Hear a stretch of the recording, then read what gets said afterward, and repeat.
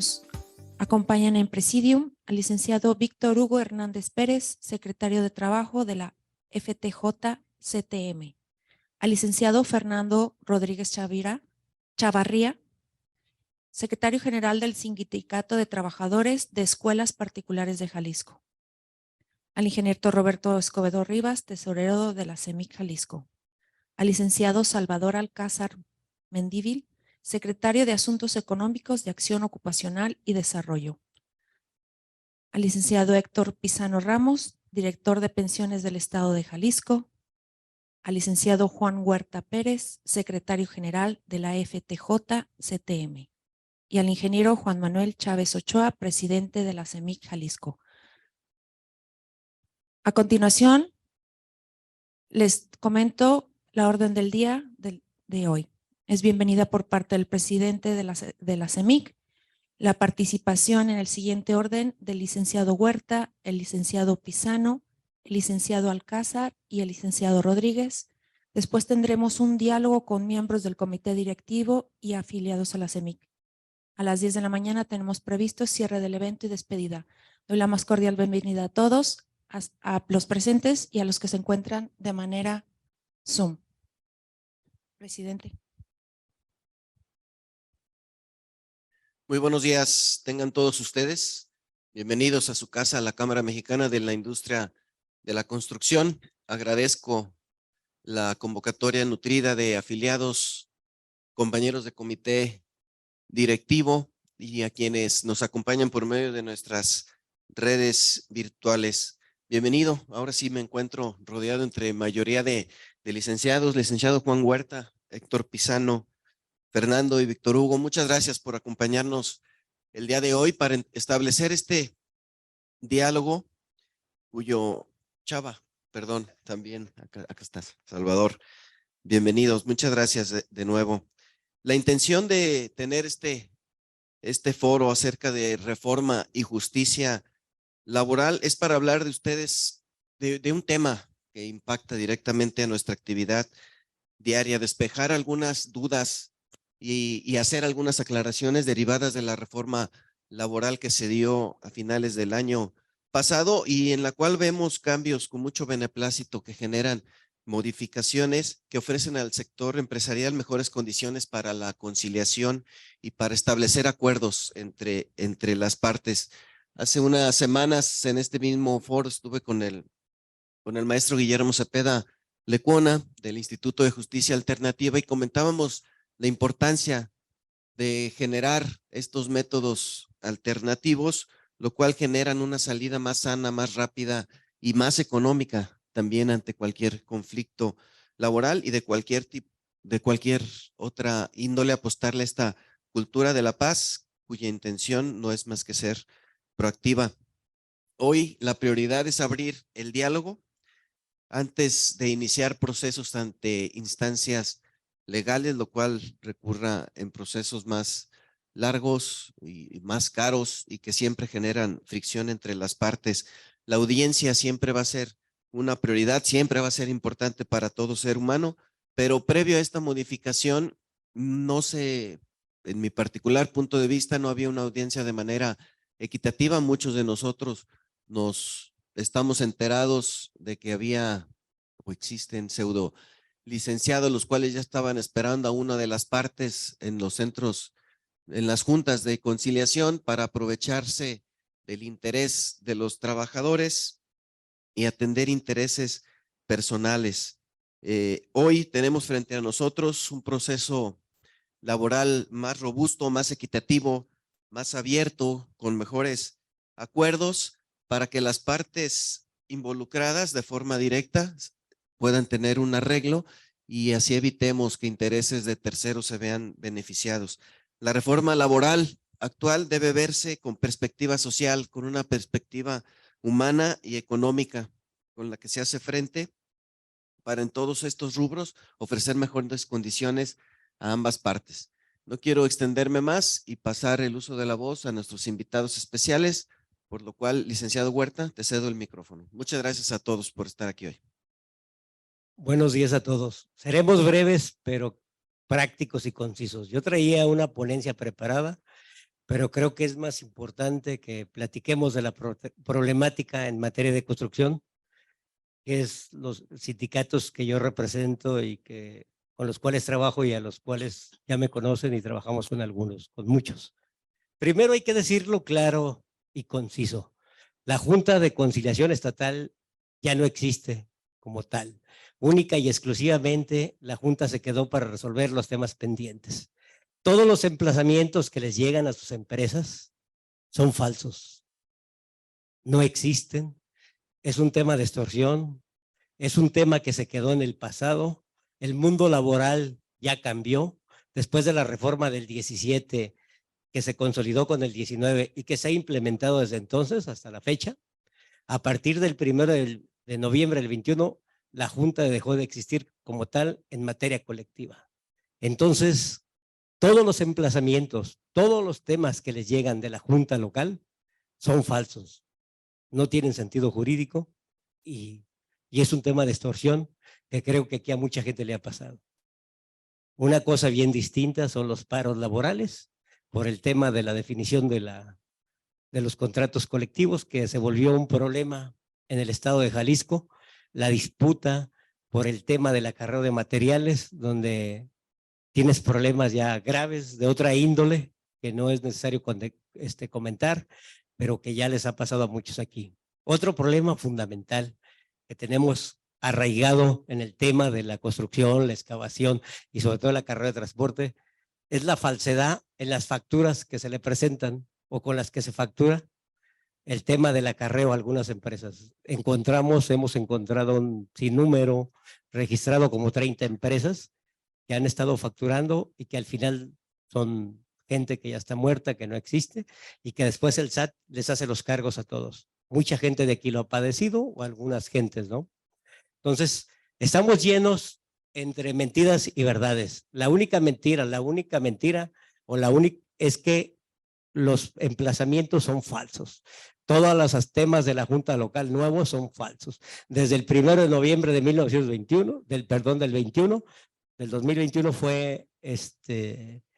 terminó sus funciones. Ya no tiene ninguna función.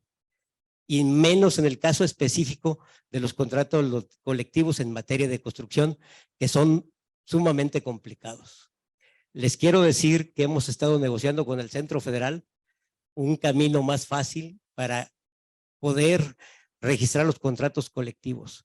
En términos normales, el registro de un contrato colectivo dura 6 meses. Hay obras que duran 4 meses, entonces ¿para qué queremos el contrato colectivo ya, no? Hablé con Marrufo y estamos abriendo un camino y un trato especial para el tema de la construcción, porque si no, no vamos a avanzar, no vamos a terminar. Creo que son temas que a todos les interesan. Muy pocos sindicatos pueden hacer registros de contratos. El proceso de registro de contratos, como se hacía en la Junta, ya se terminó. Por un lado, malo, porque el Distrito Federal o el gobierno federal centralizó toda la materia colectiva.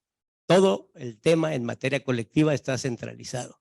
Generó pequeños centros federales de conciliación y registro sindical que no sirven para nada del Estado. Única y exclusivamente sirven como receptores de documentos.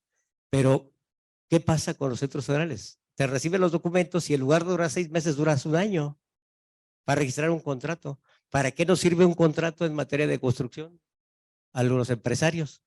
Para nada. Bueno, sí sirve para mucho, para que lleguen grupos a extorsionarlos, a quererles quitar a parar la obra, una serie de cosas. Yo creo que el problema más fuerte y significativo lo estamos viviendo en la construcción en tema de sindicalismo. Es un tema que es importante que conozcan y reafirmo y recalco, la Junta Local de Conciliación y Arbitraje no tiene que ver ya nada ni en emplazamientos. El emplazamiento como tal ya no existe. Aquí los compañeros Víctor Hugo, Salvador Alcázar les explicarán cómo es el proceso de los emplazamientos. Para empezar, hay que pedir una constancia de representación, que no es fácil. Yo me enfocaré a la problemática y les digo única y exclusivamente, hay que registrar contratos con sindicatos serios. Los sindicatos patitos que les cobraban 300 pesos, 1,000 pesos por un contrato colectivo, ya no tienen vigencia. Y menos ahorita que se ha vuelto un problema en Jalisco. Muchas gracias. Voy a dejar a los compañeros que les expliquen a detalle cada una de las cosas que aquí yo les he planteado. Muchas gracias.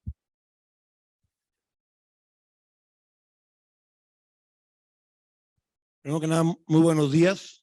Agradecer, como siempre, la oportunidad de estar aquí presente en la Cámara con nuestro dirigente de Jalisco, de Juan Huerta Pérez, los compañeros que están aquí presentes para exponer esta problemática que, hay que decirlo, cada día pareciera que se puede agravar más si no entendemos la trascendencia y lo que decía Juan Huerta con claridad, la competencia.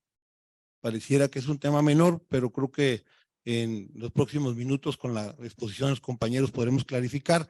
Les dejaríamos, para no extendernos mucho, esta presentación que está aquí es la presentación inicial de toda la reforma, la dejaría para que la Cámara la tuviese.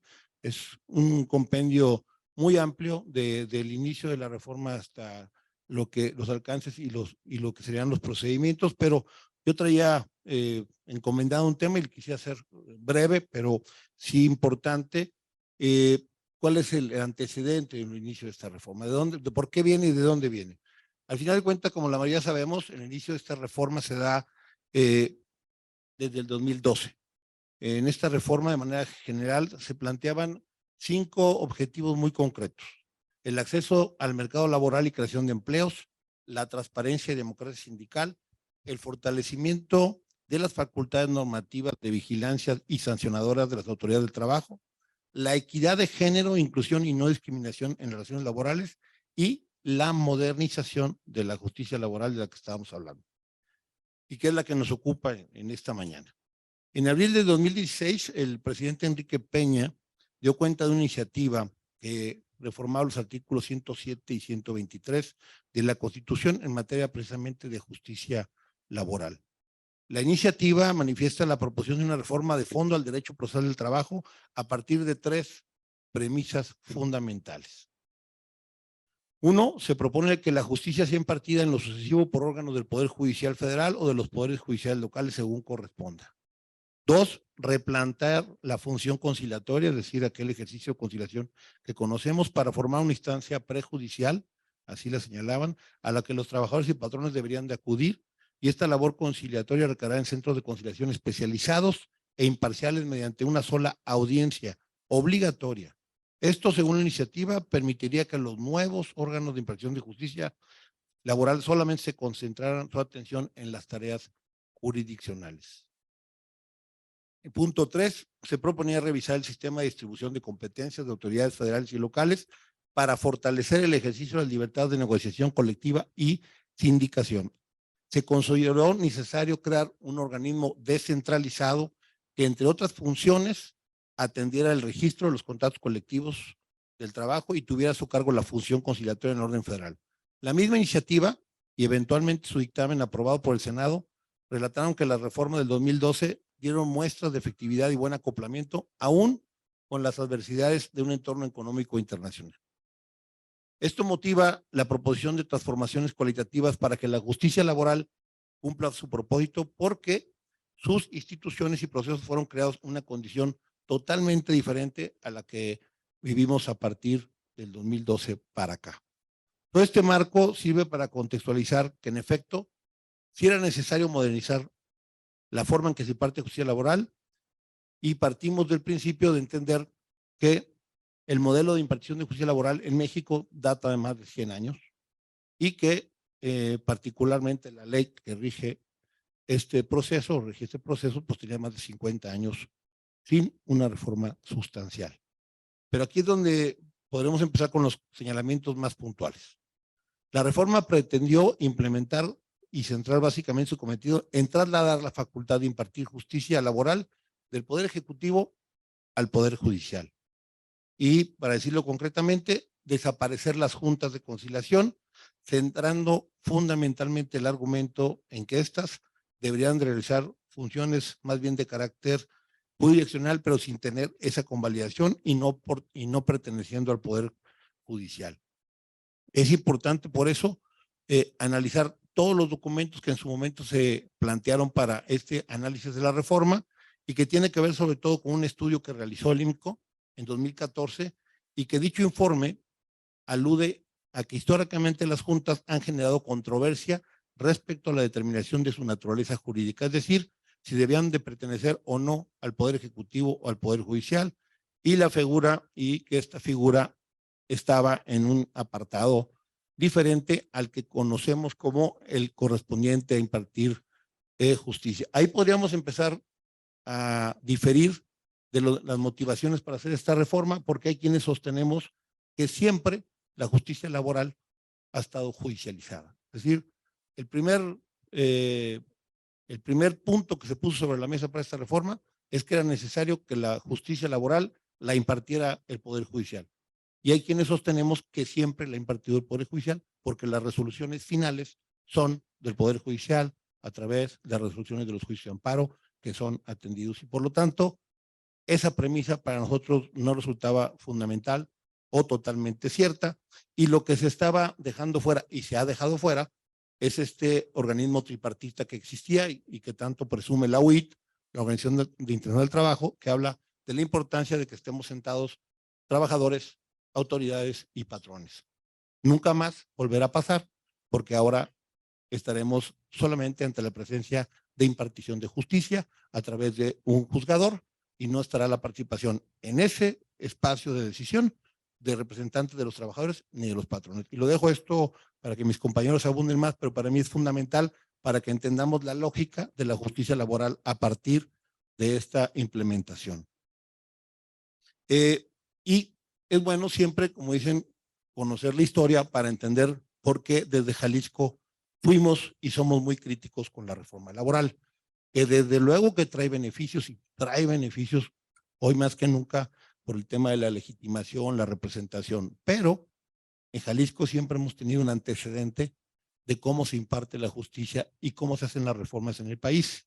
Y el antecedente histórico es precisamente la ley del Estado de Jalisco del 7 de octubre de 1914. Es decir, a partir de esta se crearon instancias especiales para conocer conflictos de tipo laboral, principalmente se crearon por los temas de agricultura, ganadería y en general para las demás industrias que tenía cada municipio.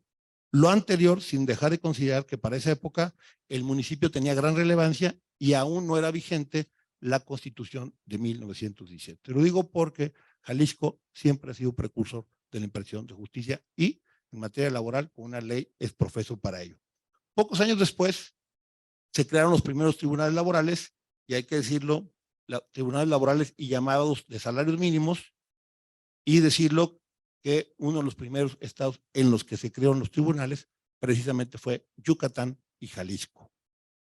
En 1917, un poco después de que se promulgara la Constitución, se crean las famosas Juntas Federales de Conciliación y Arbitraje que conocimos hasta la fecha, que están culminando los procesos que les quedan, así como las Juntas de Conciliación y Arbitraje locales. En fin, para no abundar más en historia, para mí es bien importante señalar lo que en su momento la Corte decía sobre estas juntas. La Junta no es tribunal, pero sí es autoridad, por tanto procede en su contra el amparo indirecto, lo que señalaba desde entonces. La resolución final es atacada por un amparo, por lo tanto sostenemos que los conflictos laborales siempre estuvieron judicializados o resueltos por la autoridad judicial. B, el arbitraje que le compete es público, no privado, pero no deja de ser un arbitraje. Siendo arbitraje, la validez de las bases del arreglo se propone que queda sujeto a la aceptación de las partes. D, el arbitraje solo tiene por objeto prevenir los conflictos entre el capital y el trabajo. Esto es, solo opera tratándose de conflictos colectivos, pero no conflictos individuales, lo que deben dirimirse ante los tribunales ordinarios. Eso era la opinión de la Corte. Y, por último, la Junta no podría obligar a los particulares a someterse a sus determinaciones. Estas juntas tienen que homologarse judicialmente. Eso era lo que se señalaba en aquel entonces y, por lo tanto, vino una serie de procesos que vinieron llevando reformas como la de 1924. En el 2008 ya hubo una resolución por la propia Corte donde ya empezó a considerar que las juntas son considerados verdaderos tribunales del trabajo y estos preceptos siguieron vigentes hasta la Ley Federal del Trabajo en el 2012. lo que ha valido para justificar el replanteamiento en la reforma del 2016 para ubicarlos en la estructura del Poder Judicial, si bien se trata de verdaderos tribunales. Además, si bien no son parte del Poder Judicial, se subordinan a él por las siguientes vías que habíamos señalado, que es el control constitucional del amparo indirecto y los criterios jurisprudenciales emitidos por la Corte y los tribunales de circuito. Estos son algunos de los argumentos técnicos por los que se considera que era viable y necesaria su incorporación al Poder Judicial. Son tribunales que gozan de independencia y autonomía, no son tribunales de última instancia, ya que sus resoluciones siempre son revisadas por el Poder Judicial. En fin, ha sido un largo proceso de análisis de lo que eran nuestros tribunales locales, lo que eran nuestros esquemas de conciliación, pero al final, hoy nos encontramos ante la vigencia de una reforma que ya surte sus efectos. En Jalisco fuimos, si no recuerdo, la última etapa de implementación, la que entró en el último espacio, en la última ampliación del término, de mayo se amplió hasta octubre, y bueno, logramos en Jalisco que se pudiera implementar y que ya esté funcionando, y tenemos a las juntas, como decía Juan Huerta, trabajando, terminando los 100,000 asuntos que tienen aún vigentes, y tenemos a los nuevos juzgados laborales y a los organismos públicos centralizados de conciliación atendiendo las nuevas controversias laborales. Amén de lo que mis compañeros van a señalar al respecto, yo quisiera nada más, para no consumir más de su tiempo, y una disculpa por haber llegado tarde, señalar: el universo de los conflictos laborales en Jalisco es alrededor de más de 20,000 por año, y la capacidad que tenían de resolución los tribunales por lo menos en el 2017, 2018, se repite la historia en el 19, es que resolvíamos la mitad. Esa es la tarea. Ahora veremos si con este nuevo modelo, al final de cuentas, nos vamos a medir por resultados. Vamos a ver si a través de este nuevo modelo de conciliación obligatoria que se tiene que agotar antes de pasar a los tribunales, efectivamente logramos reducir el número de demandas y si podemos reducir el número de conflictos vigentes. Y eso lo podemos ver solamente con una estadística. Al final nos van a medir por el número de conflictos que se susciten y que se resuelvan, porque eso al final de cuentas nos afecta a todos. Y si me lo permiten, nada más a título muy personal, decir, sigo sosteniendo que fue una reforma que inició por razones equivocadas o razones mal justificadas, porque se quiso plantear esta reforma ante la necesidad de un tratado que nunca se firmó, ante una exigencia que después se planteó como nueva pretensión en el TECMEC y que se planteaba en un diagnóstico de justicia cotidiana que, a juicio de algunos, no se cumplía. ¿Sí era necesaria esta reforma? Sí, pero no en los términos como se dio al final, porque en los temas colectivos que acaba de señalar Juan, y los abundarán mis compañeros, le quitaron a los estados la intervención y la facultad y la atribución en materia colectiva, lo cual para un servidor resulta grave. ¿Por qué? Porque la realidad de Jalisco, la de Tlaxcala o la de Oaxaca no se comparan, no son las mismas, no tienen las mismas orígenes ni intereses, ni finalidad, ni colaboración, ni comunicación como la que se tiene aquí entre representantes de los trabajadores, representantes de los patrones y la autoridad, y obviamente estamos lejos de donde se toman esas determinaciones de registro, validación, legitimación y obviamente de resolución de conflictos. Entonces, pues debemos de estar muy atentos de esta implementación, y quienes hoy tienen la responsabilidad al frente de las centrales obreras lo han visto con toda la oportunidad y lo han manifestado en todos los foros, afortunadamente en tiempo y forma. Hasta aquí dejaría mi intervención y muchas gracias.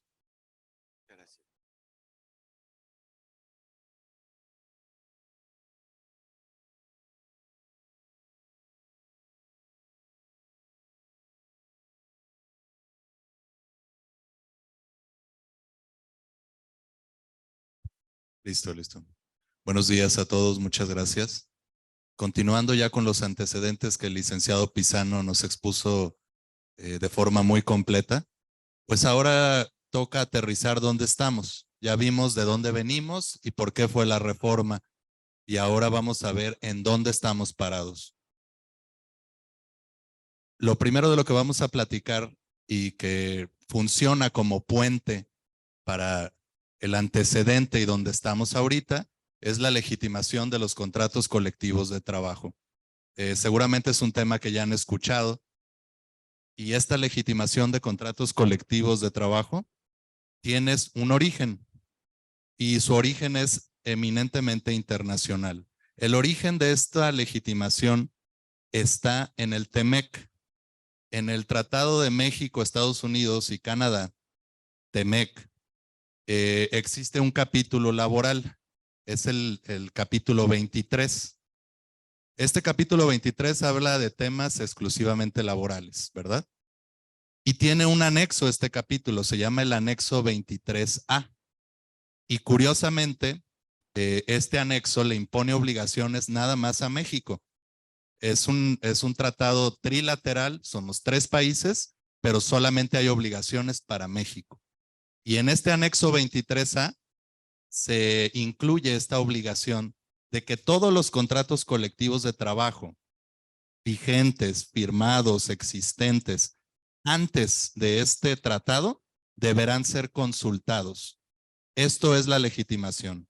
Es nada más una consulta a los trabajadores sobre su contrato colectivo de trabajo. Y ahora bien, teniendo este origen internacional, México tenía que tomar esta obligación e incluirla en su legislación doméstica. Entonces, cuando se reformó la Ley Federal del Trabajo en el 2019, en la parte transitoria se incluyó esta obligación. Los artículos transitorios de una ley es la forma en la que vamos a implementar una reforma, poco a poco, paso a paso. ¿Cómo lo vamos a hacer? Entonces, tenemos el artículo transitorio 11º, donde se obliga esta consulta de los contratos colectivos de trabajo vigentes, existentes, firmados y depositados. ¿En qué consiste? Como les platicaba, consiste nada más en una consulta.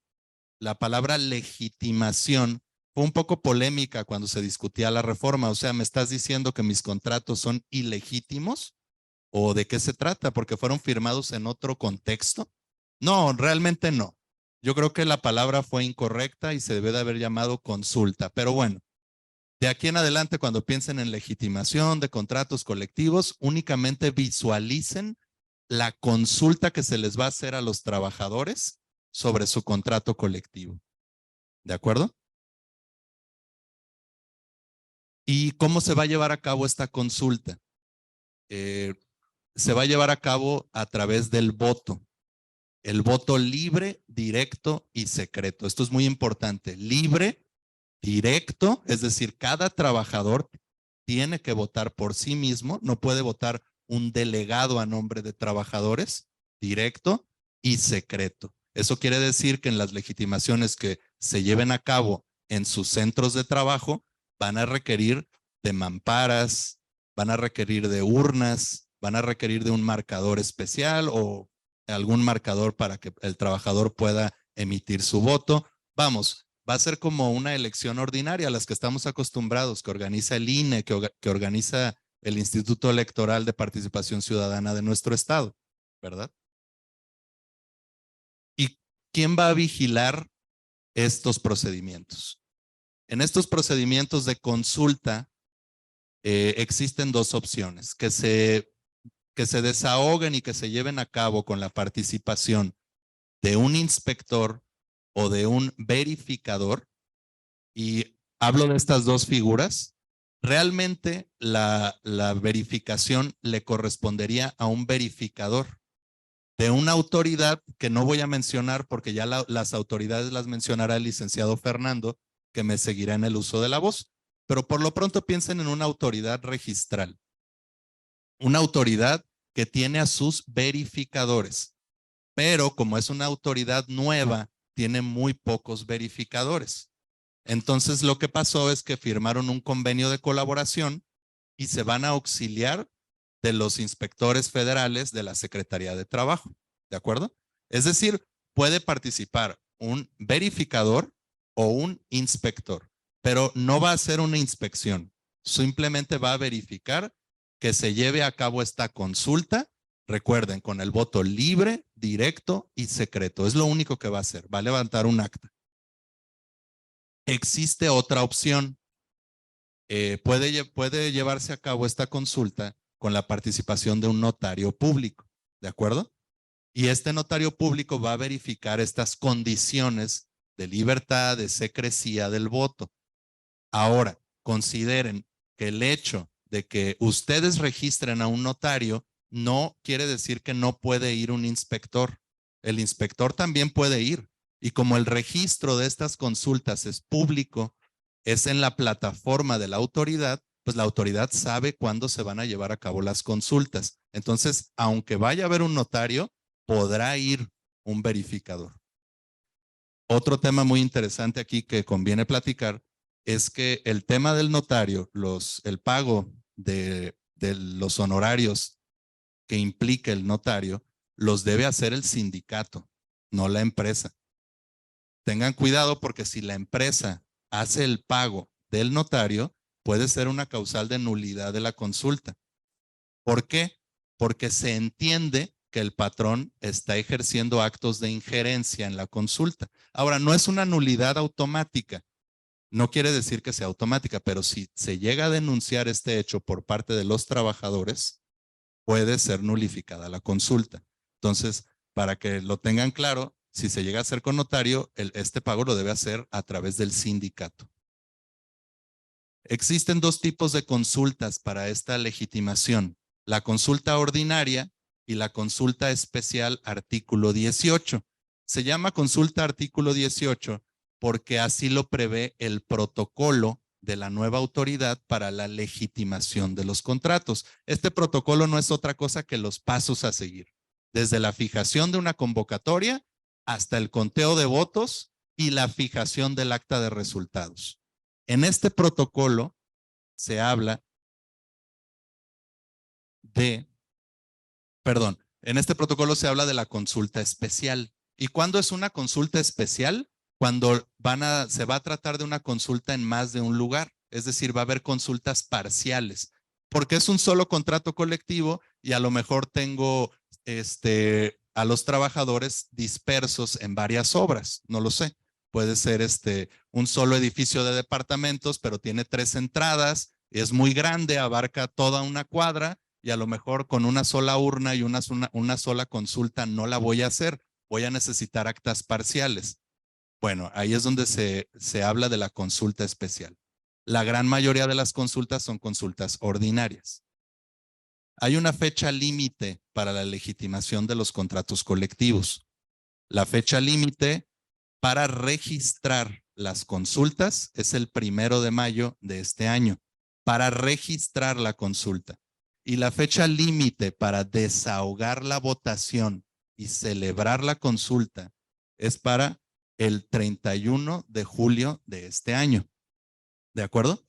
1 de mayo para registrarla, 31 de julio para celebrar. ¿Qué pasa si no se lleva a cabo esta consulta pasado estos términos? El contrato colectivo de trabajo se da por terminado. Entonces quedamos, se registra el evento en la plataforma digital, se va a fijar una convocatoria.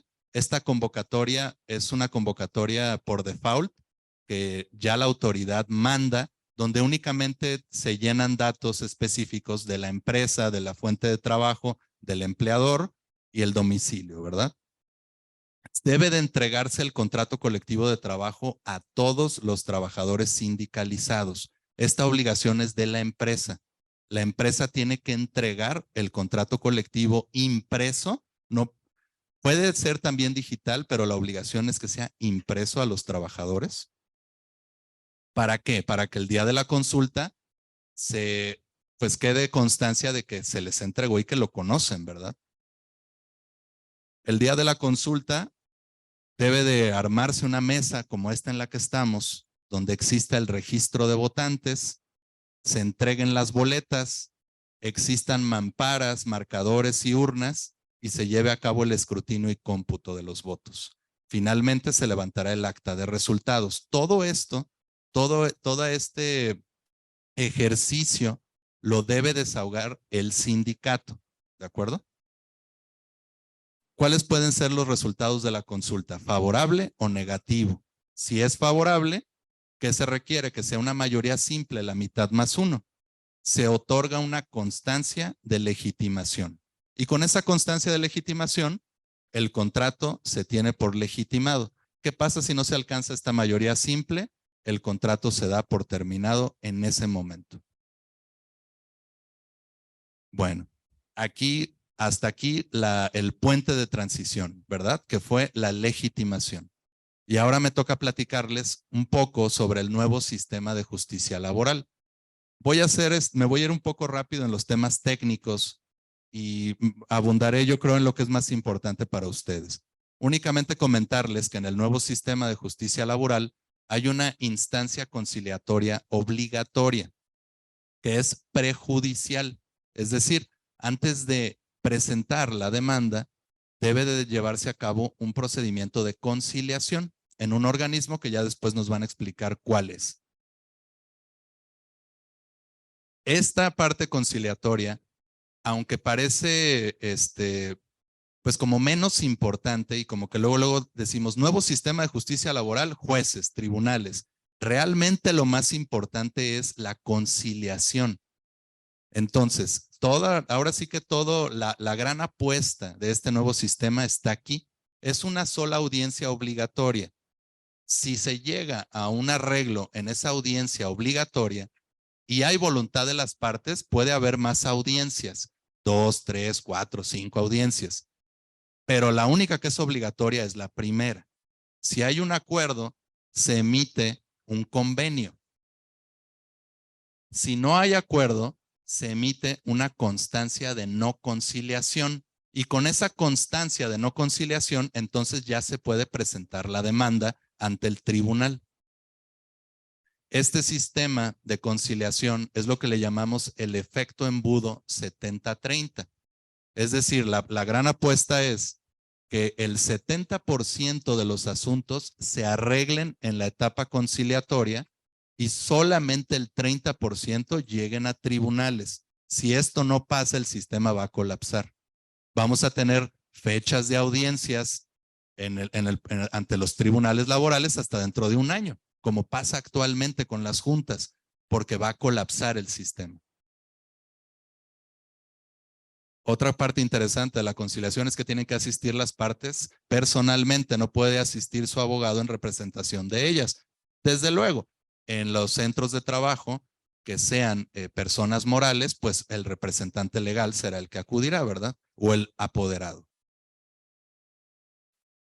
Hay excepciones, y es importante que lo sepan, para desahogar la etapa conciliatoria. Sí existen excepciones. Por ejemplo, en casos de discriminación, para la designación de beneficiarios del trabajador, el procedimiento, de declaratoria de beneficiarios, para las prestaciones de seguridad social, para conflictos colectivos. Aquí no hay obligación de desahogar la etapa conciliatoria. Pero les pongo un ejemplo. En el caso de un tema de discriminación en el empleo, por ejemplo, una madre trabajadora embarazada que es despedida. Como es un caso de discriminación por su condición de madre trabajadora, ella no estaría obligada a ir a la etapa conciliatoria, pero eso no quiere decir que no pueda ir. No es obligatorio, pero si ella dice yo prefiero ir a conciliar, puede ir a conciliar, ¿de acuerdo? Es decir, no es obligatoria, pero puede ser optativa. El procedimiento jurisdiccional ante los tribunales. Aquí yo creo que el procedimiento más importante y al que me voy a saltar es el procedimiento de huelga, que estoy seguro que es el que más les interesa a ustedes. Como bien dijo el licenciado Huerta al inicio de su bienvenida, el tema de las huelgas ya no recibe nuevos procedimientos de huelga las juntas de conciliación. Entonces, ¿cuál es la autoridad? Pues la autoridad jurisdiccional. El licenciado Fernando les explicará cuáles son los tribunales dependiendo de qué competencia, pero ya es un juez el que les va a hacer saber a ustedes cuando haya un emplazamiento a huelga por firma o por violaciones del contrato o por revisión del contrato. Curiosamente acaba de salir una estadística que los emplazamientos a huelga presentados durante el año pasado y principios de este año todos fueron para revisión de contratos colectivos. Realmente para firma de contratos, pues hubo muy pocos o nulos. dependiendo del estado del que hablemos. Es decir, hoy por hoy, para que se emplace a huelga por firma de un contrato colectivo, el sindicato emplazante debe conseguir una constancia que se llama constancia de representatividad. La representatividad es una figura jurídica que nos habla de que realmente se tiene la representación de todos y cada uno de los agremiados, de las personas que se dice representar. Por eso es representatividad. Esta constancia, para que el sindicato emplazante la pueda obtener, requiere de presentarle a la nueva autoridad registral, requiere de presentarle un listado con por lo menos el 30% de los nombres y firmas de los trabajadores que pretenden negociar un contrato colectivo de trabajo. Esta lista es nombre del trabajador, su CURP, fecha de contratación, su puesto y su firma. Con esta lista, el sindicato la presenta a la autoridad registral y la autoridad registral va a emitir una convocatoria haciéndole saber al centro de trabajo que hay un sindicato que busca la firma de un contrato nuevo. Esta convocatoria se fija en las áreas de mayor afluencia del centro de trabajo para que si dentro de los 10 días, dentro de los 10 días hábiles siguientes, y ojo, son hábiles para la nueva autoridad registral, no hábiles para el centro de trabajo, ¿de acuerdo? Es decir, lunes a viernes, fines de semana no, y días de descanso de la autoridad registral tampoco. No son días hábiles para nuestros centros de trabajo, sino para la autoridad. Dentro de estos 10 días hábiles, otro sindicato u otros podrán presentar una solicitud también de que buscan la constancia de representatividad. ¿Cómo lo van a hacer? Con ese mismo listado: nombre, CURP, fecha de contratación, puesto del trabajador y su firma. Ojo, los trabajadores pueden firmar cuantas listas quieran, no importa que los nombres se repitan. Si van 2, 3 sindicatos y les hablan bonito a los trabajadores y les hacen promesas y les entregan trípticos y consiguen la firma los tres van a participar en una consulta. No es como la consulta que les platiqué al principio. Esta consulta es para saber qué sindicato me va a representar en la mesa de negociación y va a negociar con mi patrón el contrato colectivo. Para que se den una idea y puedan buscar un antecedente de lo que es esto, busquen el procedimiento en internet, en redes sociales, en noticias, de lo que fue el caso de General Motors en Silao. Ahí fue una consulta para ver qué sindicato los iba a representar. Una vez que el sindicato, si no hubo otro sindicato que se sumara a esta intención, se le da la constancia de representatividad al único sindicato solicitante. Si hubo varios, pues ya saben, hay una consulta y al ganador se le da la constancia. Ya con esta constancia, ya se puede emplazar a huelga. Entonces, ahora entienden por qué el licenciado Huerta les decía que ya no, todos estos emplazamientos pues son falsos, ¿verdad? Porque ya es un procedimiento muy, muy distinto. Hay que conseguir primero firmas, hay que conseguir primero la constancia y ya entonces se puede emplazar a huelga por firma, por un contrato nuevo. Si es un emplazamiento por violaciones o es un emplazamiento por la negociación, la revisión integral o salarial del contrato, el sindicato lo único que necesita pedir es una constancia de depósito de ese contrato. Entonces ahí no es necesario el tema de las firmas, no. ¿Por qué? Porque el sindicato ya tiene la representatividad de esos trabajadores. ¿De acuerdo? Todo esto se va a llevar a cabo ante el tribunal, ante la autoridad jurisdiccional. Y hay una etapa de prehuelga y está la etapa de la huelga después del estallamiento. Entonces, hasta aquí lo dejo para la sección de preguntas y respuestas. Si tienen alguna duda de todo esto que en 15 minutos tuve que explicar realmente todo lo que es el nuevo sistema, pero con mucho gusto responderemos sus dudas. Muchas gracias.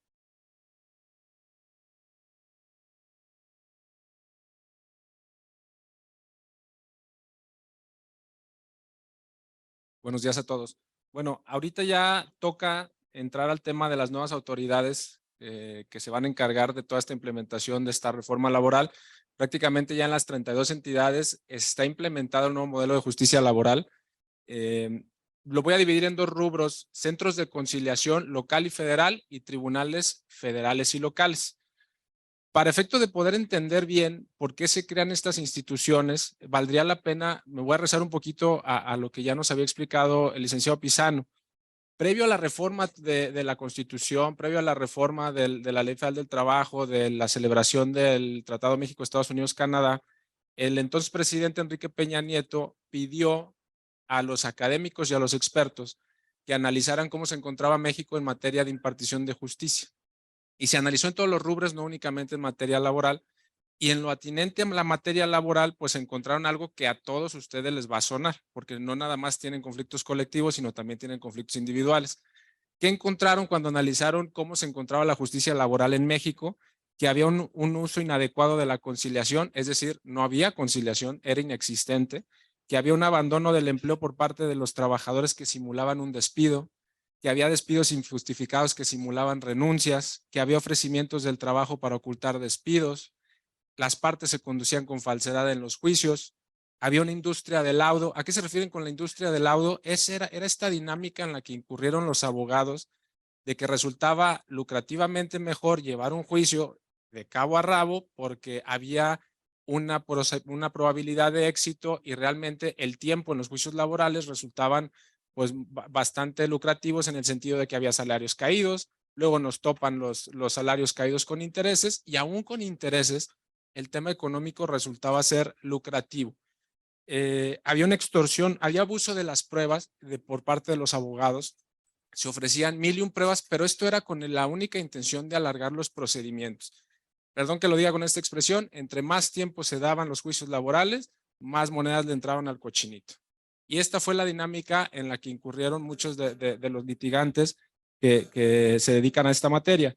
Otra de la parte era la extorsión o simulación en emplazamientos a huelga por firma de contrato, los contratos de protección y la desigualdad de género. ¿Por qué resulta atinente irnos a todas estas problemáticas? Pues para entender cómo estas nuevas figuras, estos centros de conciliación, estos nuevos tribunales, tratan de solventar toda esta problemática. Realmente esta reforma laboral viene a beneficiar a empleadores y empleados. Dirán a ustedes: oigan, realmente los principales perjudicados siempre fuimos el ramo empresarial, porque éramos nosotros quienes terminábamos pagando los laudos. Realmente sí sucedía así, pero francamente toda esta dinámica se daba a costa de los derechos de los trabajadores. Francamente, esta reforma viene a quitar del juego a un sujeto que, si bien no aparece directamente en las reformas, era quien estaba generando y causando todos estos daños y estragos, que éramos los litigantes, los abogados. ¿De qué manera? El uso inadecuado de la conciliación. Por la manera en cómo se encontraba regulada el tema de la conciliación, francamente nunca existió una obligación de que los trabajadores se presentaran a las audiencias, que estuvieran presentes, o cuando iban, no sé si a alguno le tocó ir, me imagino que sí, alguna audiencia de desahogo de pruebas en la que estaba la parte trabajadora, era difícil platicar con ellos porque los abogados tratábamos de hacerlos a un lado y los escondían para efecto de que no pudieran tener ningún tipo de comunicación, o los adiestraban para decirles qué tipo de propuestas tenían que hacer. Pero francamente el empleado realmente a veces estaba perdido en cuáles eran sus derechos, qué podían generar, cuáles eran realmente las causas y efectos de lo que estaban haciendo. Entonces, esto es lo que se encontró en tema de los diálogos de la justicia cotidiana que en el 2014 se instauraron. ¿Cómo pretenden? Ya platicaron ahorita que efectivamente toda la reforma tiene implicaciones derivado del Tratado de México, Estados Unidos, Canadá, del convenio 98 que ratificó México de la OIT, y posteriormente se vino la reforma. Entonces, encontramos en el primer rubro a los centros de conciliación, tanto federal como local. El centro federal tiene dos funciones, ahorita voy a tocar la segunda de ellas. Para efecto de poder solventar esta problemática del tema del uso inadecuado de la conciliación, ya lo decía el licenciado Alcázar, se estableció una audiencia prejudicial. ¿Por qué le denominan prejudicial? Porque para que los trabajadores puedan acceder a los tribunales laborales, tienen que agotar esta fase. Entonces es la previa a un juicio. Se instauran los centros locales, centros federales. ¿Cuál es la diferencia o cómo podemos denotar esta diferenciación entre los centros? Sigue existiendo competencia local y federal como antes lo habían las juntas locales y juntas federales. Los centros federales ahora se encargarán de atender las conciliaciones respecto de problemáticas que se susciten con empleadores que tengan su labor en la rama de industrias. Vamos a poner unos ejemplos: industria automotriz, hulera, cementera, galera, entre otras que se encuentran enumeradas. Entonces, la federación guarda competencia para efecto de poder solventar las problemáticas que se susciten con ellos, y el centro local de conciliación hará el resto de las empresas que no se encuentren dentro de estas industrias. ¿Cómo es la dinámica? Ahora los trabajadores tienen que ir a solicitar una cita a estos centros de conciliación. Estas citas, hay dos maneras en que se las podrán hacer llegar para que no les llame la atención. Antes de esto era muy común que llegaba un trabajador con una cita a la Procuraduría de Defensa del Trabajo. Muchas veces no se le tomaba la atención idónea. Ahora tendrán que tomar especial atención a este tipo de citatorios, porque la audiencia de conciliación no nada más es obligatoria para los empleados, también es obligatoria para ustedes. Si ustedes no van, pueden ser sancionados económicamente. Los centros de conciliación, tanto local como federal, están facultados para imponerles multas. De esta manera, lo que se trata de lograr es que acudan a esta paradójica cuestión de que es una conciliación voluntaria pero obligatoria. Entonces, tendrán que prestar mucha atención. La dinámica de entrega de estas citas, ¿cómo es? Y se ha dado mucho. Hay dos vías en que se los pueden hacer llegar: el trabajador de manera directa o un notificador de los centros de conciliación. ¿Cuál es la práctica común o qué está sucediendo, qué estamos viendo aquí en el estado de Jalisco, sobre todo en la parte que ve pues a ambos, francamente, el centro federal y el centro local? Es que los trabajadores lo están llevando de mano propia. Entonces, habrá que atender y tener especial atención a esta parte. Sí les sugiero que revisen el documento que les puedan estar llevando. Su recepción no implica que ustedes estén aceptando ningún tipo de tema ahí. El citatorio es muy simple, es muy sencillo. Dice quién es la parte solicitante, que en este caso es el trabajador, quién es el citado, que en este caso podría ser alguna de las empresas que ustedes representan, y tiene un objeto. Ahí en el objeto puede ser pago de prestaciones, despido, finiquito, etcétera. Esta cita, como les digo, se las puede llevar el trabajador. Me dirán ustedes: oigan, no me la hizo llegar, ¿no? O ¿sabes qué? No me la dejó. ¿Me va a sancionar el centro de conciliación? No.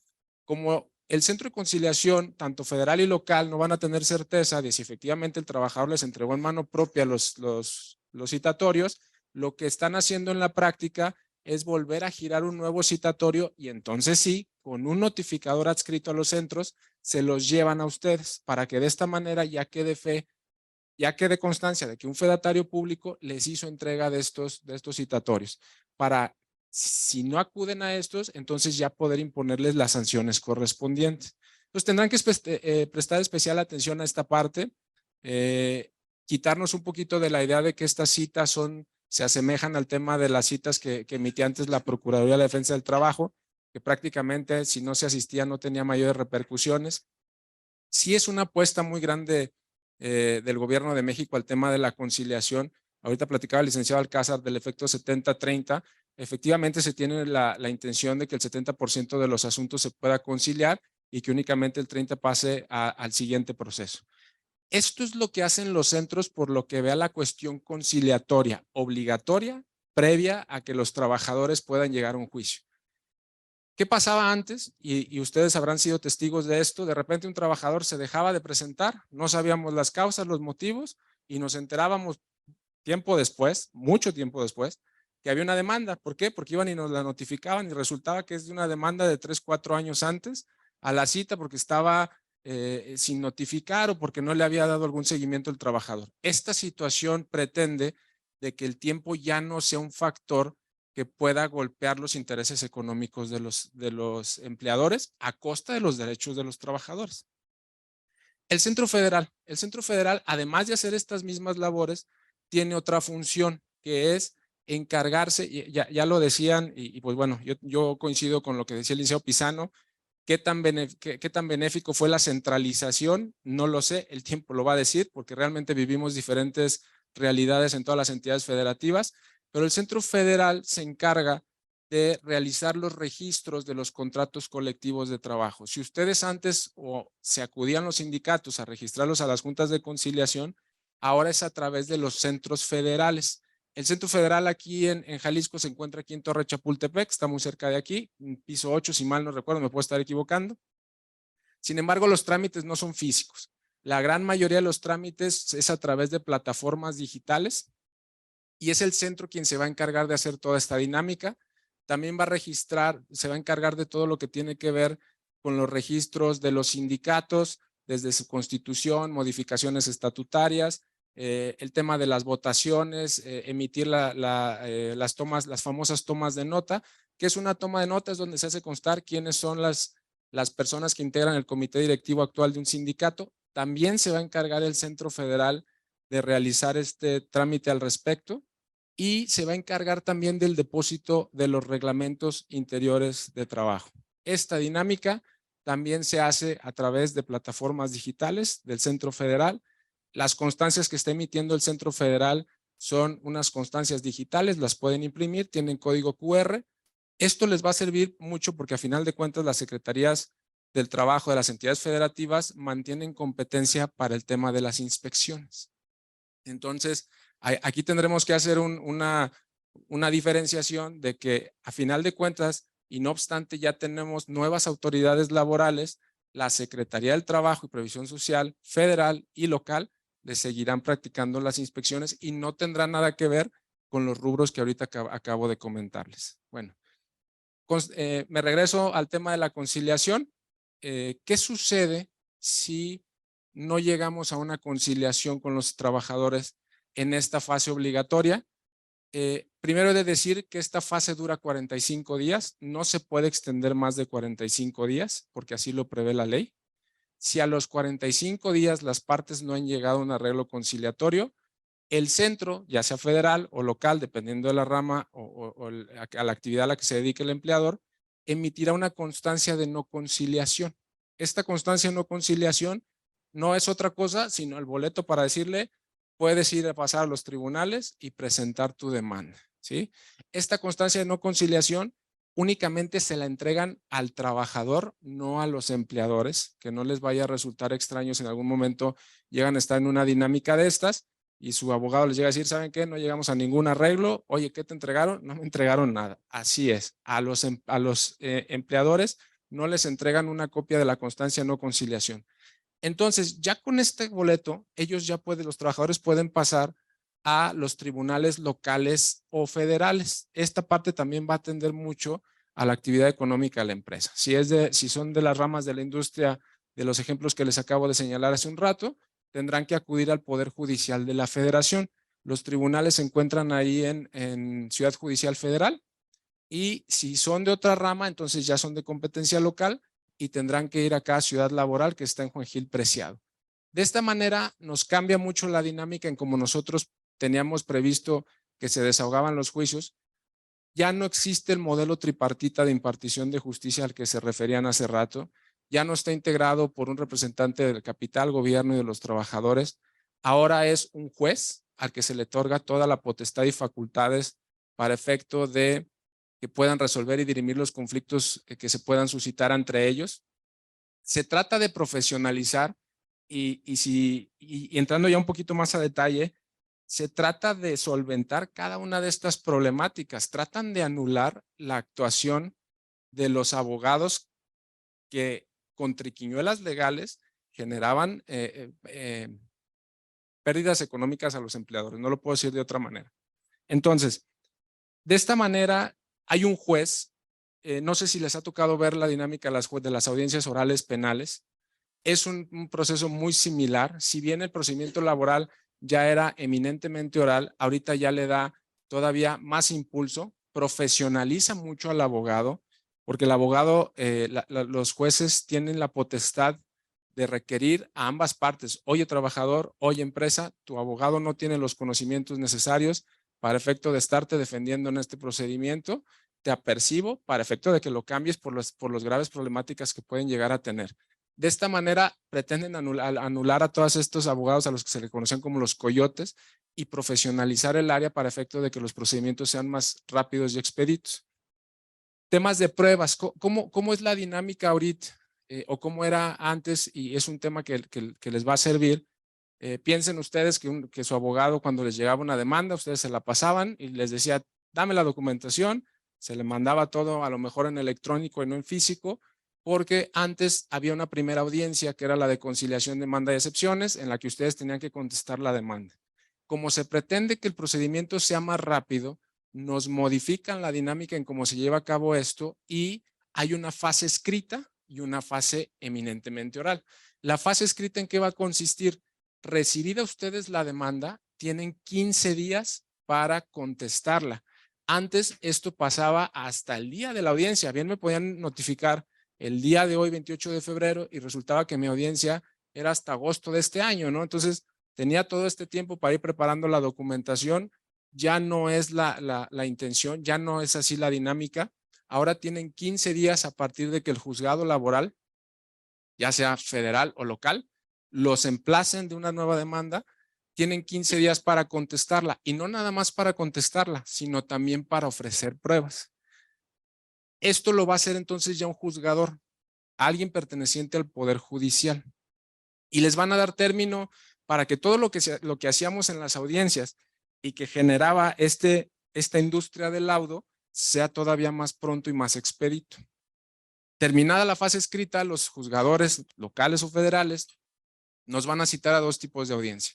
La audiencia preliminar, que es una audiencia en la que se pretende, atendiendo el abuso de pruebas en las que incurrimos hace muchos años, empezar a limpiar el procedimiento. Esta prueba no es idónea, esta prueba sí se admite, y en ese momento enfrente de las partes empieza a limpiar, le denominan depurar el procedimiento.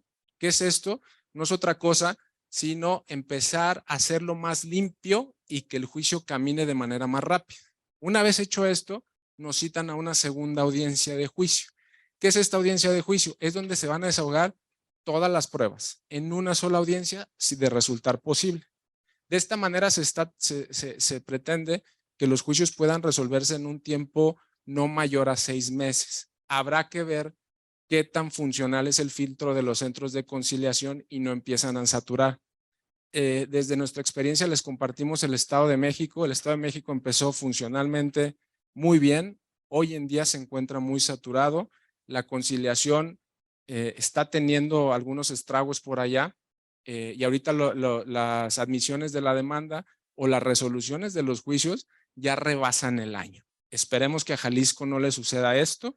En estados del sur, por ejemplo, en Campeche, tenemos ya estadísticas de que está rebasando el año y medio este procedimiento que se supone que en 6 meses se tenía que resolver. Aún así, un año y medio, si lo contrastamos contra lo que estábamos acostumbrados, pues realmente es muy rápido. Francamente, estábamos acostumbrados a resoluciones de juicios de 4 a 6 años, pero yo sí insistiría mucho. Considero que las autoridades laborales quedaron sometidas al abuso de lo que los litigantes hicimos. Esta reforma tiende a anular esa parte para efecto de salvaguardar, insisto, los derechos de los empleadores a costa de los derechos de los trabajadores. Entonces, en esta audiencia de juicio, si se pueden desahogar todas las pruebas, el juez podrá dictar sentencia en el momento o podrá reservarse y decir, ¿saben qué? Tengo que analizar con mayor claridad las pruebas ofrecidas, desahogadas, y en su momento les estaremos notificando la sentencia. Antes se le conocía como laudo, hoy en día se le denomina ya sentencia al cambiar la manera en cómo se desahoga todo este procedimiento, y de esa manera se estará dando solución a los conflictos laborales de manera más rápida. Esto no evita que, como lo decía el licenciado Pizano, el Poder Judicial de la Federación terminara resolviendo los conflictos, porque contra estas sentencias todavía queda la instancia del amparo directo, que ese, pues bueno, ya es un punto y aparte de lo que tiene que ver con el tema de la reforma laboral, porque históricamente son quienes le ha competido resolver de fondo los asuntos laborales. De esta manera, entonces, ya se dan cuenta de que las juntas de conciliación dejan de ser las encargadas al 100% de la impartición de justicia Y ahorita estamos en manos entonces de centros de conciliación laboral y federal y de tribunales o juzgados laborales y federales. En el tema de huelga, se van a encargar los jueces laborales. También dependerá mucho de la actividad económica de la empresa para determinar si es local o federal. Aquí en Jalisco únicamente los jueces del área de la zona metropolitana son los que de momento estarán viendo los temas de huelga. Si bien tenemos jueces laborales en ciudades como Cotlán, Puerto Vallarta, Ciudad Guzmán, Lagos de Moreno y Autlán de Navarro, únicamente los de aquí de la zona metropolitana serán los que estarán encargados de ver estos temas de huelga por firma, emplazamientos a huelga por firma de contrato, emplazamientos a huelga por incumplimiento del contrato. Y aquí habrá una dinámica bastante interesante que ya la comentaba el licenciado Alcázar. Para que un sindicato pueda emplazarlos a huelga por firma de contrato necesitan este boletito que se llama constancia de representatividad. Sin embargo, esta constancia se las va a otorgar el centro federal, no porque la empresa sea de competencia federal, sino porque al centralizarlo en el centro federal esta parte, a él le toca darle el boleto al sindicato para que acuda a los juzgados locales a poder emplazar a huelga por firma de contrato, ¿sí? Traté de ser sucinto en toda esta parte. Ahorita cualquier duda que pudieran tener, estamos a sus órdenes para tratar de solventarla. Muchísimas gracias. Gracias.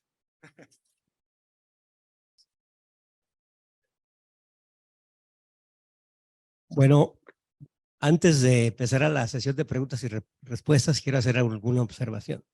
Quiero decirles que en el caso de Jalisco, la justicia, si bien no queda tripartita, en la Junta de Gobierno de los centros estatales de conciliación, sí tenemos participación con voz y voto, los dos sindicatos más importantes, tanto el empresarial como el obrero. En este caso es la Coparmex y la CTM.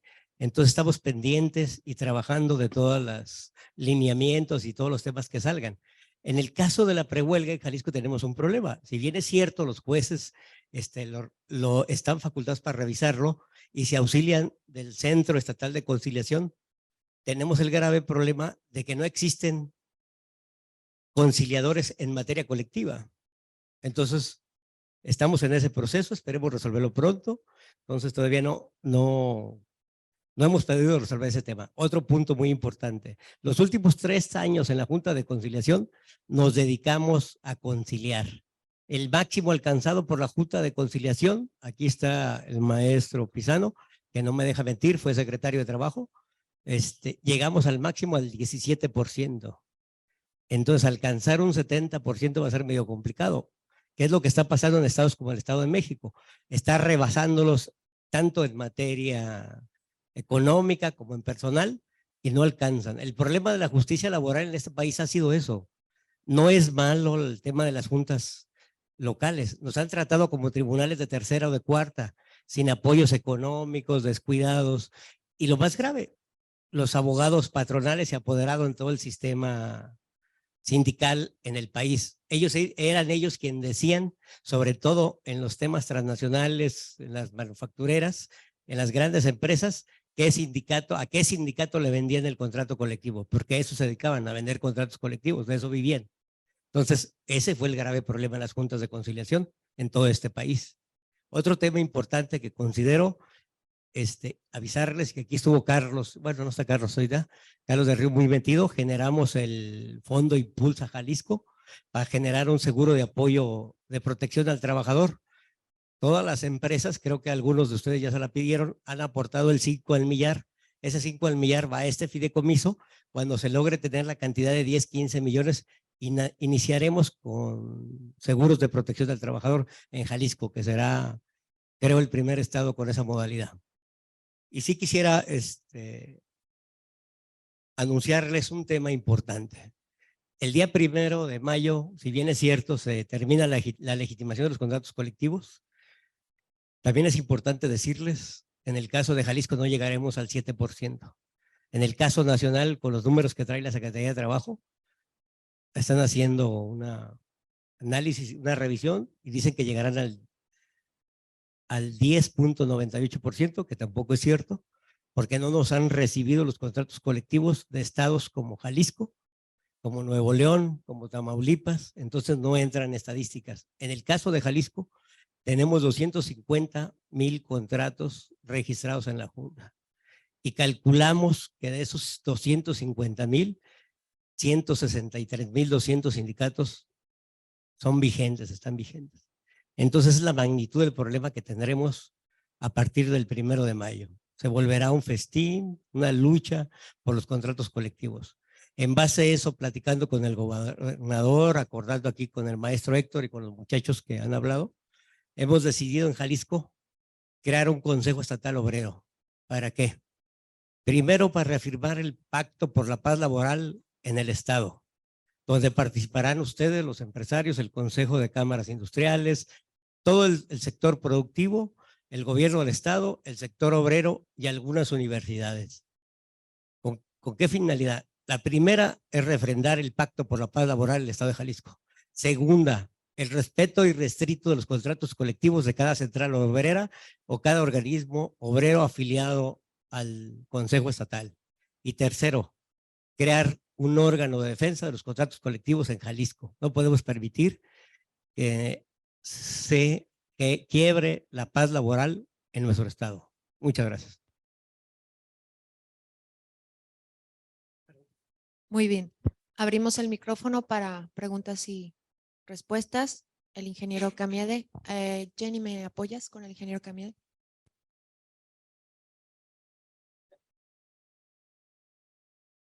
Buenos días.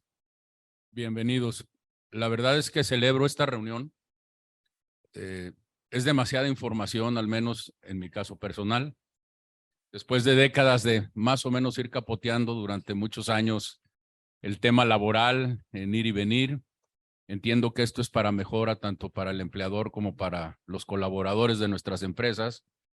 Y nuestra industria de la construcción, pues es una industria muy disímbula y ustedes la conocen bien y no tendría caso exponerla a una ley del seguro social diferenciada a todos los sectores industriales y económicos, sindicatos de todo tipo, de camioneros, de albañiles, de soldadores, de 20,000 cosas.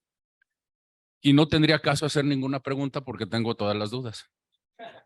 Sin embargo, a raíz de esta reunión, yo le pediría tanto a todos los del panel como a nuestro presidente y a nuestra secretaria que generáramos un taller, y creo que esto hasta nos da un diplomado, para poder ser coadyuvantes como empleadores para esa paz de la que usted hablaba, licenciado. Creo que bien valdría la pena, pero un taller en el cual participaran todas las partes, en donde nos dijéramos las verdades, no nos las escondiéramos, nos dijéramos los atajos por dónde hay que ir, cómo prevenir, cómo salir adelante, todas las partes. Porque si se hace nada más de nuestro lado, pues vamos a ver lo nuestro. Si se hace del lado de ustedes, van a ver lo de ustedes. Y si se hace del lado de la autoridad, pues va a ver la autoridad.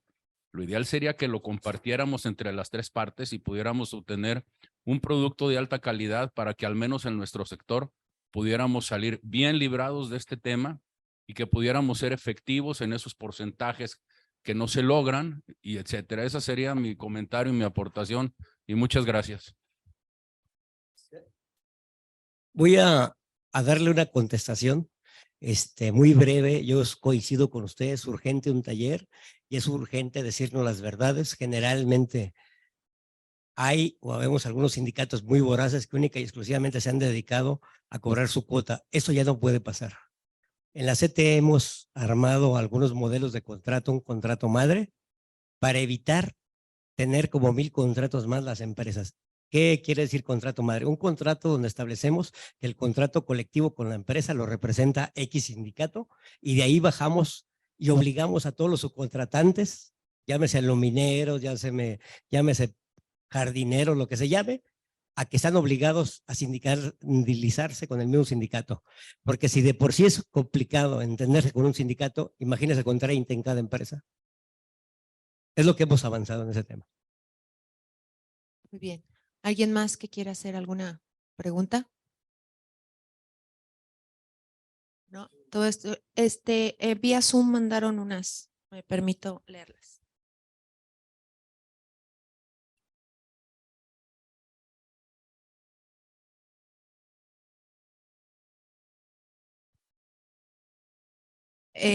Dicen, una de las preguntas, bueno, son referentes más como los contratos, que si se tiene que hacer un contrato por cada obra o pueden estar, depende del tiempo de duración de la obra, que si las que son de poco tiempo tiene que haber contrato, que hay rotación de personal y cómo saber en qué sindicato están, o que si puede haber un híbrido de varios sindicatos, ya que tenemos rotaciones.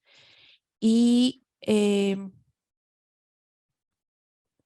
que cómo podemos hacerle para que en la construcción se legitimicen los contratos. No sé si gusta contestar esto. ¿Qué tal? Muy buenos días. Previo a dar contestación a estas preguntas, me gustaría hacerles un comentario muy preciso, muy importante para mí.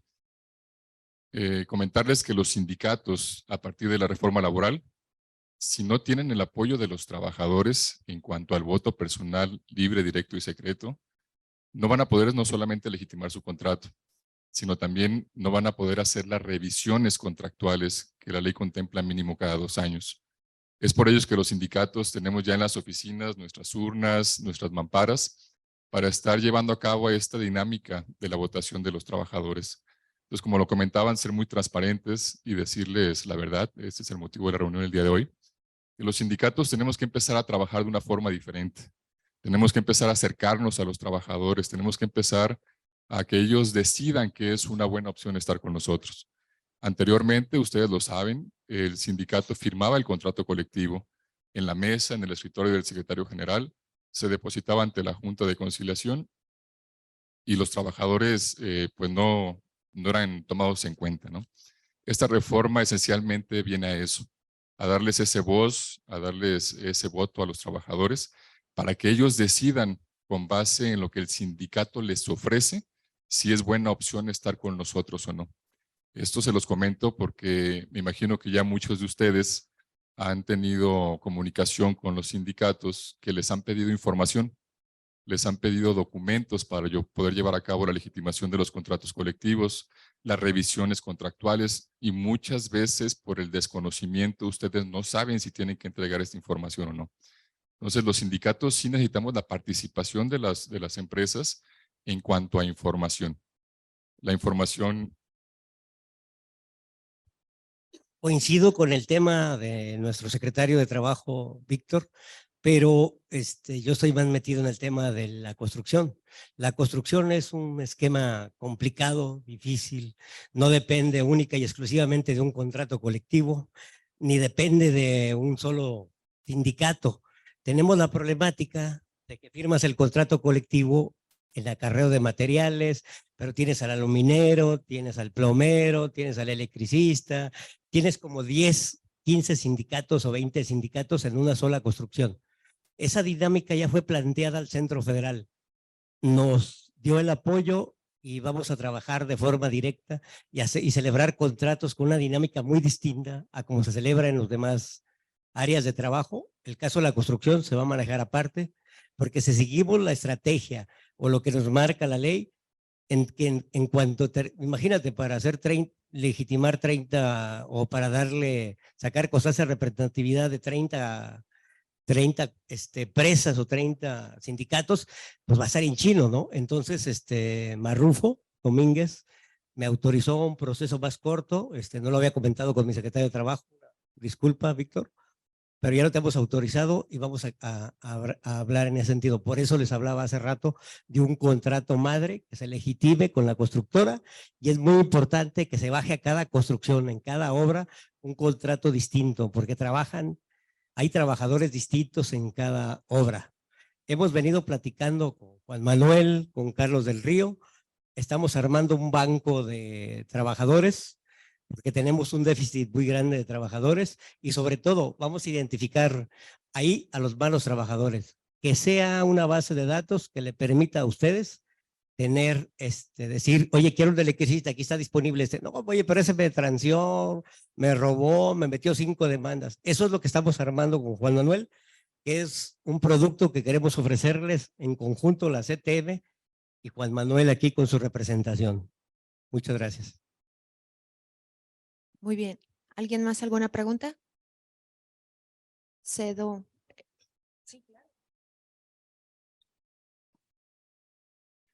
¿Qué tal? Buen día a todos. Importantes los temas que se comentan hoy. Creo que el proceso que estamos iniciando con la reforma laboral es un proceso de adaptación para todos los sectores industriales. Ya lo dijo Juan, proceso de adaptación en el sector de la construcción. Creo que es un tema muy particular, ¿no? Y bueno, yo veo con agrado que haya la sensibilidad de parte del área sindical de trabajar junto con nosotros, los empresarios, para poder cumplir con esto y para que a fin de cuentas sean benéficas para todo nuestro estado, pero sobre todo para los trabajadores, ¿no? Veo que se mencionan cosas muy interesantes, el tema del contrato madre. Creo que es un proceso que va a ser muy importante para la construcción. El banco de trabajadores, como le dijiste, Juan, creo que es un tema que eventualmente puede generar grandes resultados para la construcción. Como tú lo comentabas, nuestra industria es una industria muy dinámica y muy complementaria, donde se pueden tener 20, 30 especialidades diferentes en una misma obra, y a veces hay personal que está desocupado y no lo detectamos, y creo que a través de este mecanismo podemos generar un valor agregado. Me salió unos minutos, no sé si se comentó la importancia de dejar esto plasmado en un acuerdo de voluntades, de poder trabajar en esto para que podamos tener un entendimiento claro, ¿no? Que quede, que todos los empresarios de la construcción en la Cámara sepamos lo que estamos trabajando juntos, que sepamos los compromisos que estamos haciendo, buscando un ganar-ganar, ¿no? Yo nada más quería poner eso sobre la mesa.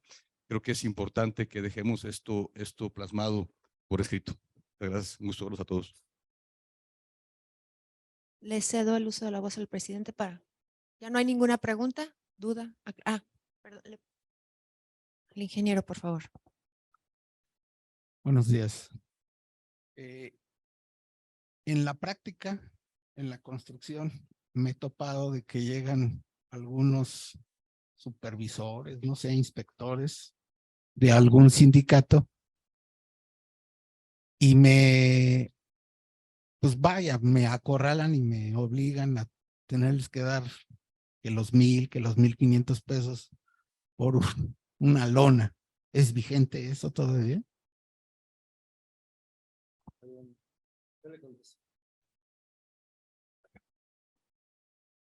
A ver, yo tengo 30 años en la construcción. Mi sindicato fuerte es la construcción.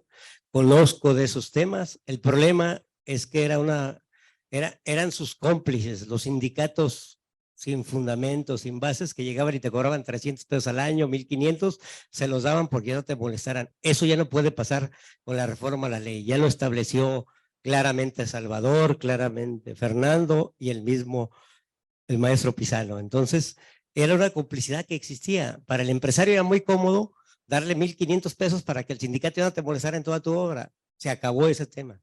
Tenemos que establecer cosas claras, tangentes, tangibles, y una cosa de corresponsabilidad entre ustedes y los sindicatos. Ya no podemos los sindicatos llevar a robar a las empresas.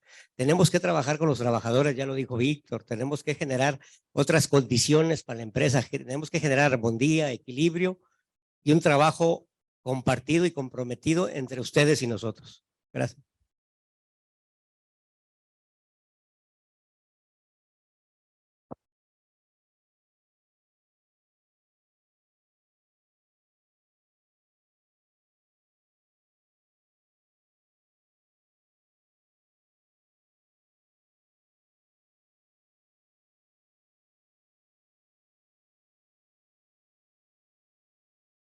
Buenos días.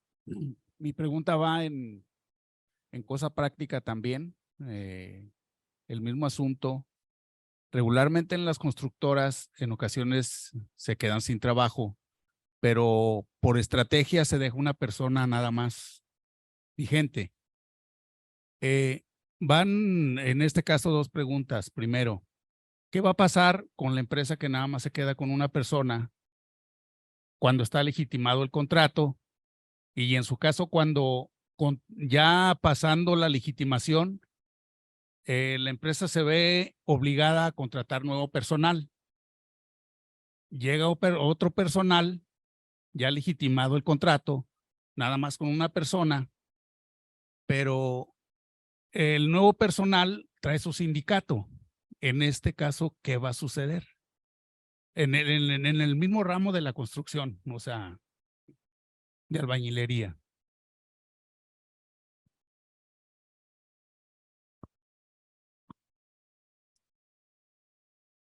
Quiero decirle que la legitimación o la contratación, su nombre lo dice, es colectiva, no es de trabajador. Ningún trabajador puede llegar con un sindicato. O sea, el trabajador es libre, él puede decidir afiliarse a un sindicato o a 10 y es válido, la ley lo permite. Entonces, y el tema de la legitimación única y exclusivamente es una sola vez. Ya el tema de la contratación colectiva se hace una consulta, como bien lo decía Chava y Víctor, y se genera una constancia de representatividad y se valida el contrato, que en el caso de la construcción va a ser mucho más ágil y más rápida por lo que platicábamos hace rato. Pero por ningún motivo, ningún trabajador, o sea, puede traer ya un sindicato encima, pues es un tema colectivo. No puede decir el trabajador, oye, yo estoy afiliado con aquel sindicato, no es posible. Y para eso estamos generando la base de datos informativa que estamos planteando, que ya hemos venido planteando, para evitar ese tipo de cosas.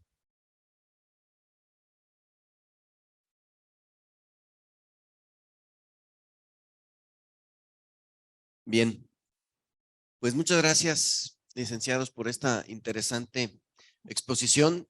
Sin duda se nos generan inquietudes, dudas sobre esta reforma laboral, nuevo método de justicia laboral que ya tiene varios meses. Rescato varios temas interesantes, estamos en tiempo, pero muy rápido.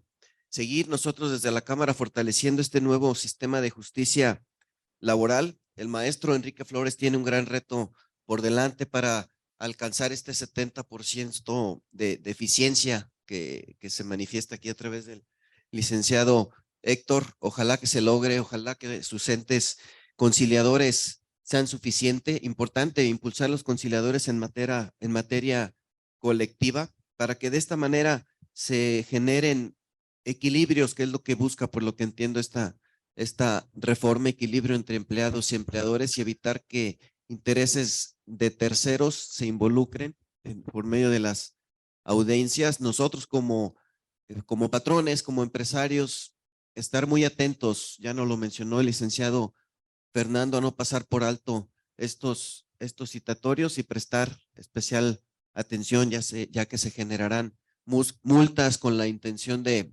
incentivar este nuevo sistema.